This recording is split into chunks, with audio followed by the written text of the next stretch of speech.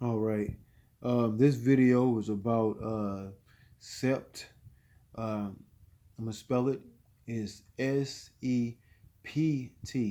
Sept. So I kept when I went to Bobby Hemmett, I always bring this teacher up. That's why I got mostly.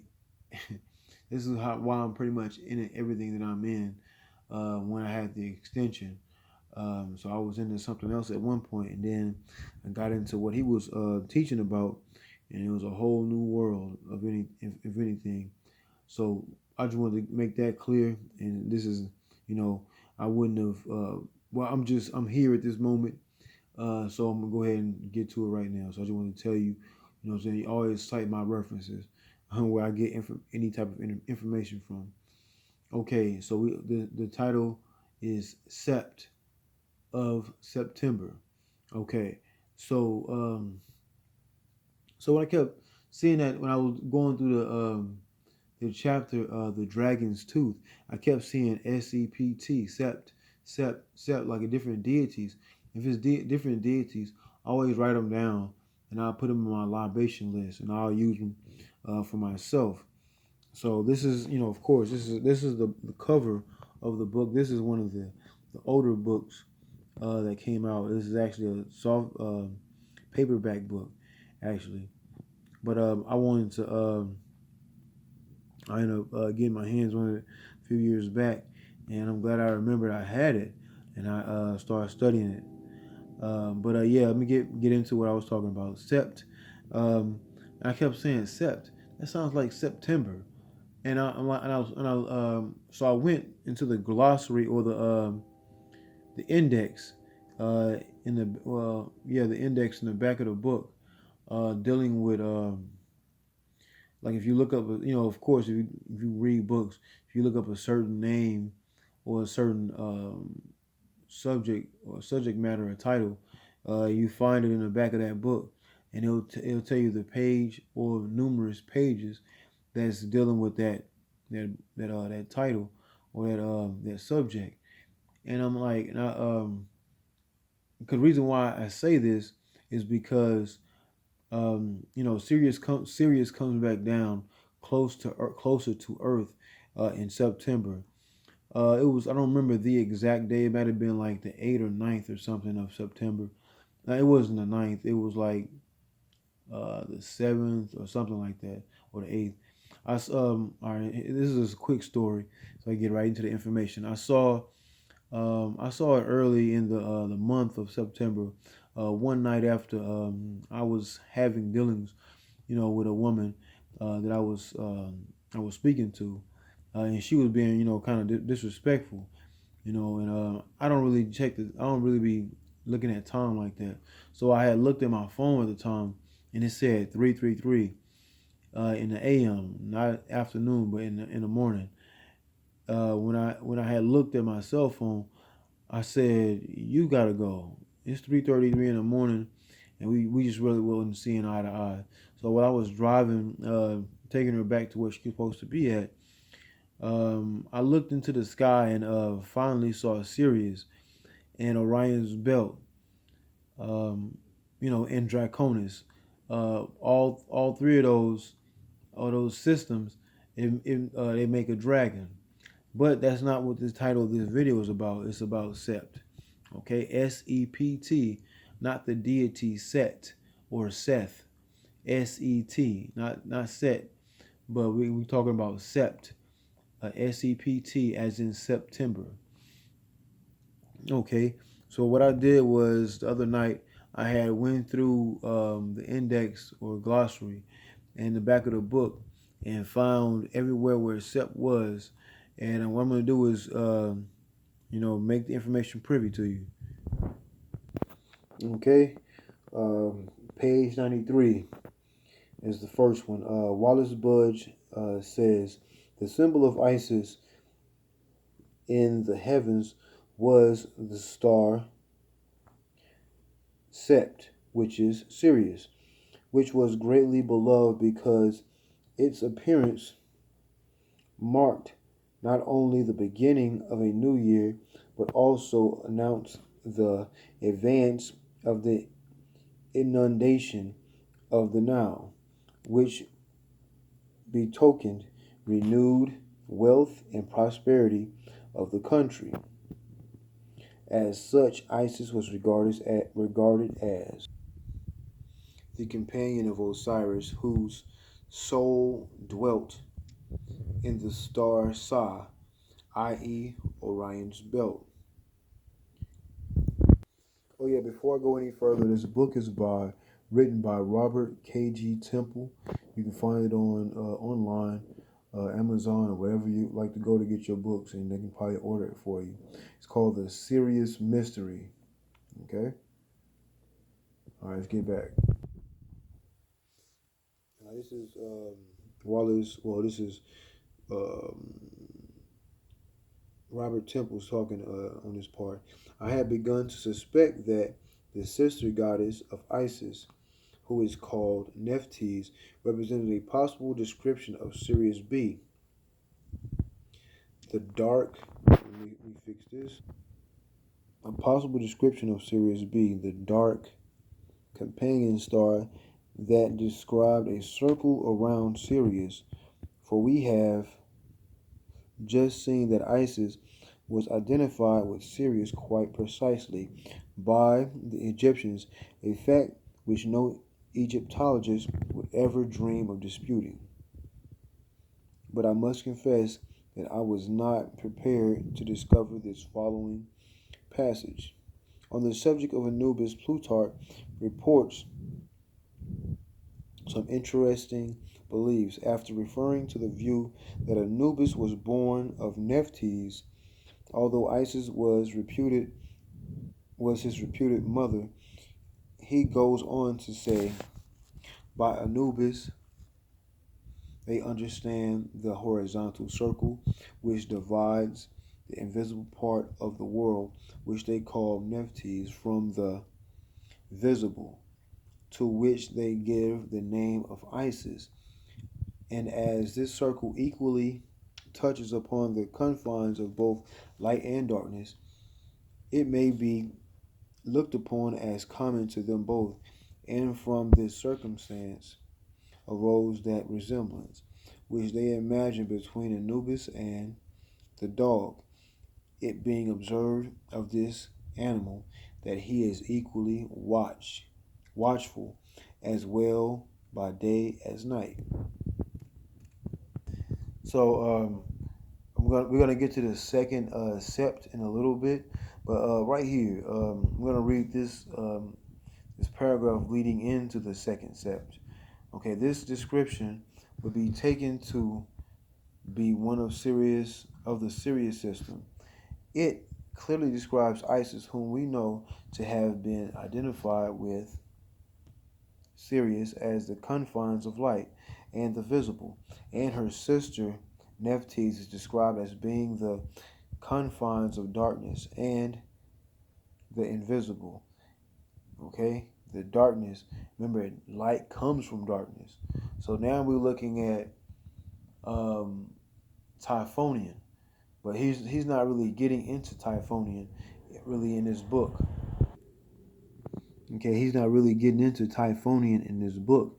Well, me reading and and me being in my studies, knowing about Typhonian and the subtle ways he's talking about the darkness, I know where this is heading to. So I'm gonna keep going. I'm gonna keep reading so you can understand what I had understood too. Also, the confines of darkness and the invisible, and common to both is the horizontal circle which divides them. The horizontal circle described perhaps by the orbit of the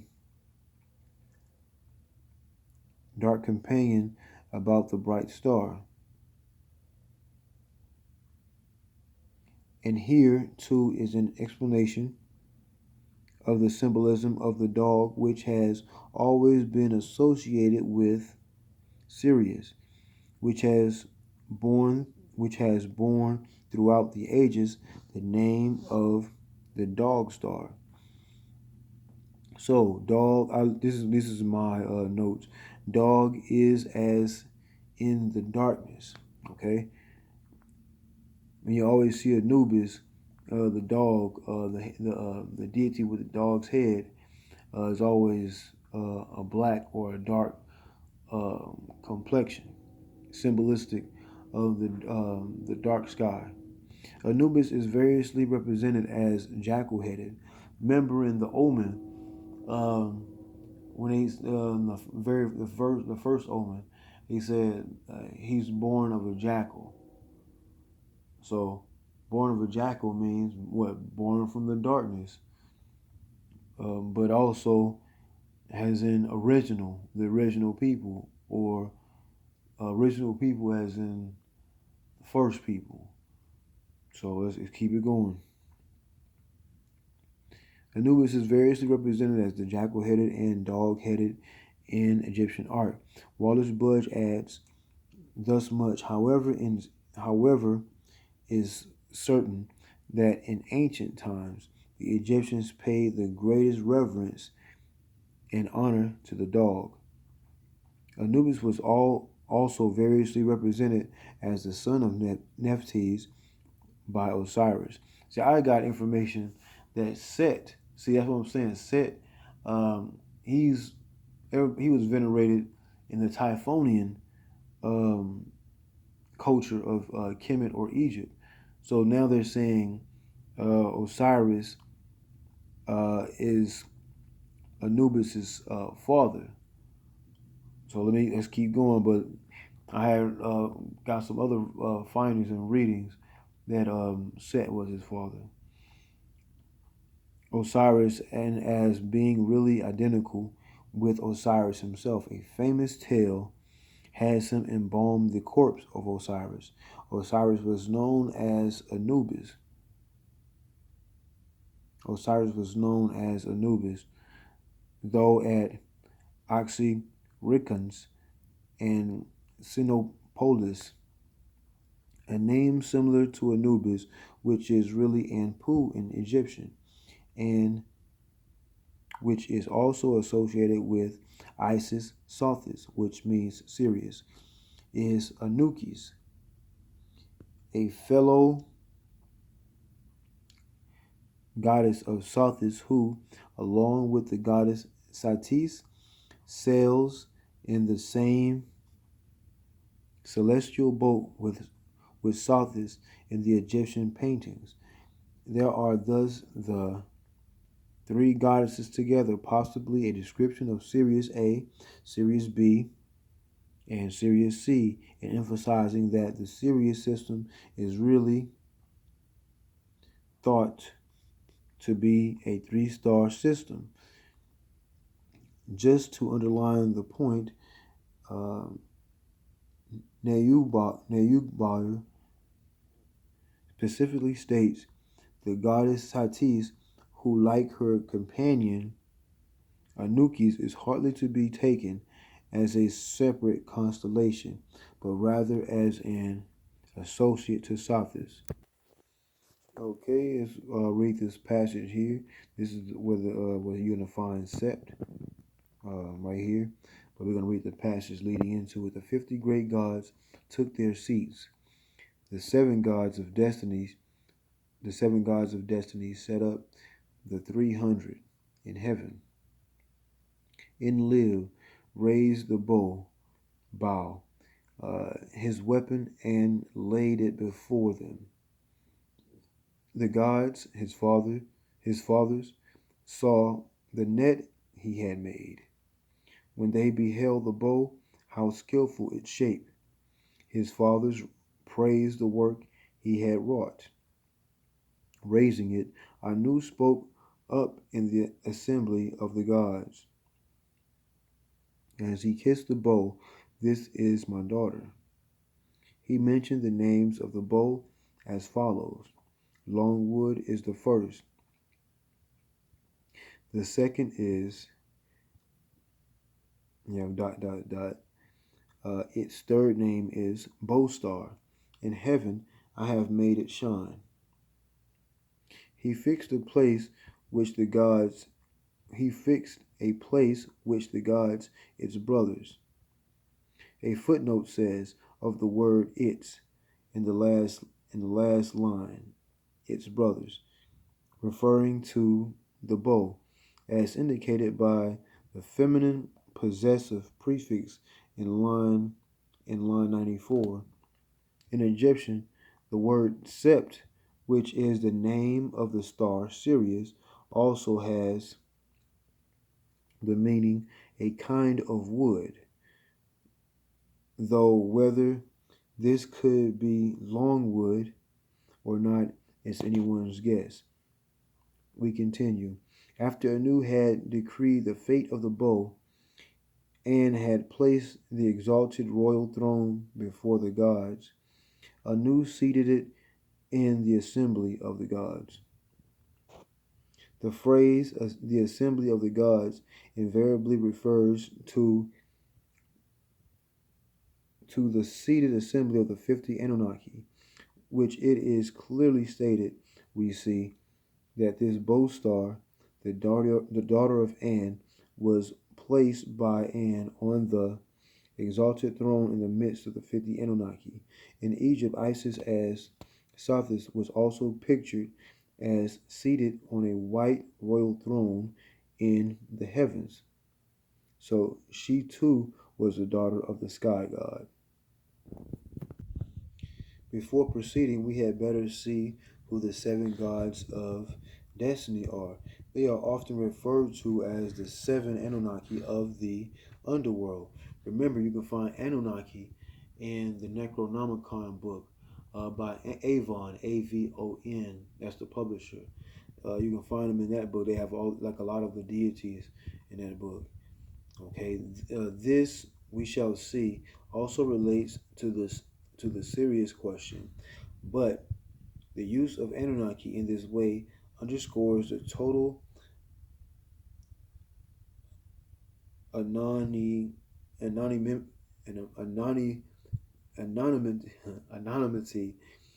of the term Anunnaki. Needless to say, none of these 7 Anunnaki is ever identified as an individual god. 7 Anunnaki, or 7 chakras, 7 continents. So it's how they set it up, but it's really just you, okay? On the inside, these are allegorical stories about the God one, and the face of God is the pineal gland. So just talk about you. They are always the 7, ever identified as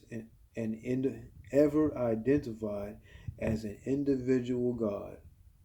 Okay, they are always the 7. They are always the 7 underworld gods who determine destiny.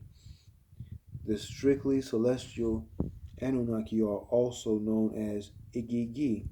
That name you can also find inside the Necronomicon.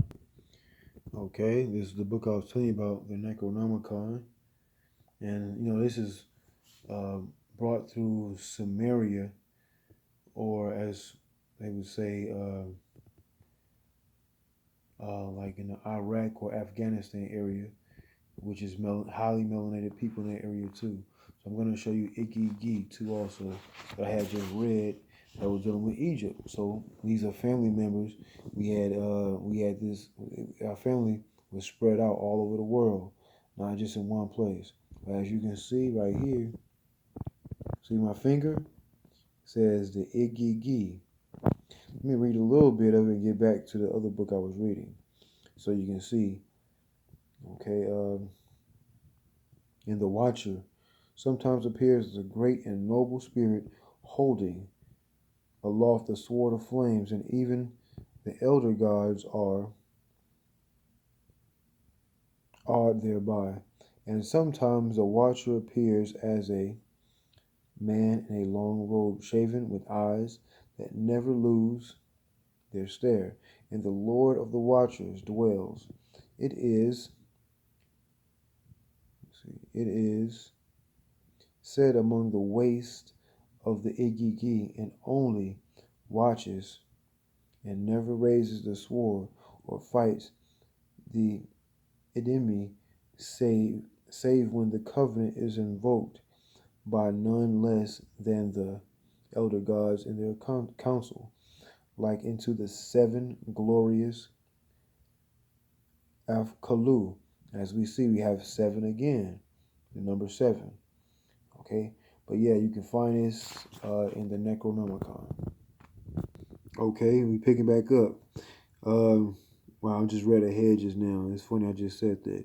Remember that in both Sumer, which is Sumeria, and Egypt, each god of significance in astrological terms has his own 10-day period or week. If we multiply 7 gods times 10 days, we get 70 days. 70. Is there any basis for this length of time being a significance for the underworld in either Sumer or Egypt? Yes, in Egypt, the underworld is called the Duat or Tuat, and the 70-day period is very significant there and relates intimately to Sirius, as we have seen in our fairy tale. Okay, it is therefore interesting to learn that as soon as the deceased visits Nephthys and his double, the Ka, is recorded in heaven, he immediately revolves like the sun, which I think is pretty specific astronomical description. As he revolves, he leads on the Tuat, underworld or heaven, which is a curious turn or phrase implying a round dance or at least motion which is purposeful and is pure of life in the horizon, like Sahu Orion and Sept. As you see, Sept, another one. Sept, Sirius, the dog star.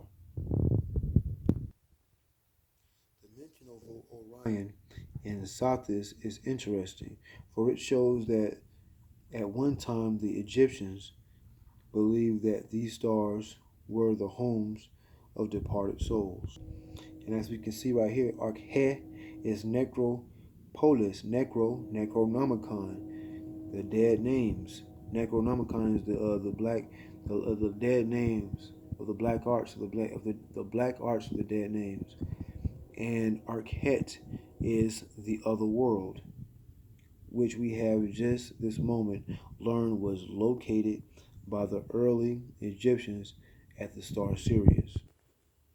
Now, various gods, including the governor of the land of the bow and Sept Sirius under his trees, carry a ladder for Pepi.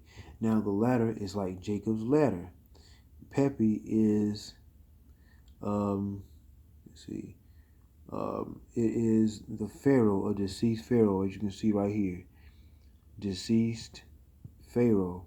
Pepi I is one of the first pharaohs of that time of the dynastic period. Tim puts Pepi at the head of all the gods, and Pepi setteth out in his boat with Horus. Okay, the boat is we're looking at the mind. Okay, that's the mind. Pretty much the ark is the mind. With Horus, he then stands among the imperishable stars which stand up on their Tecum scepters. Okay, Tecum is, let's see right here, Tecum. A general meaning of Tecum is scepter, possibly because the meaning of Tecum in Anpu is the name of the magical scepter of Anpu, which is Anubis, which stand up on their Tecum scepters and support themselves on their staves, which seems to make clear that the metal Tecum is also specifically stellar material, okay, which supports the stars.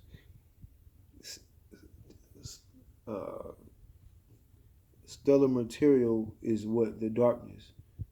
That's what that pretty much is. If it supports the stars can be seen in the dark, not during the daytime.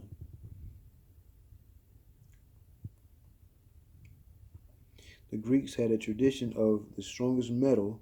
Now, think about this. Listen to what I'm about to say. The Greeks had a tradition of the strongest metal and called it adamant. You can see the word adamant right here, right there, right in front of Chronos, right? But remember, Wolverine and Sabretooth had what? Adamantium. Adamantium is the strongest metal. Chronos used it to castrate Uranus. Mythically, it was the strongest metal. Then we read, this Pepe liveth life more than your Septis all.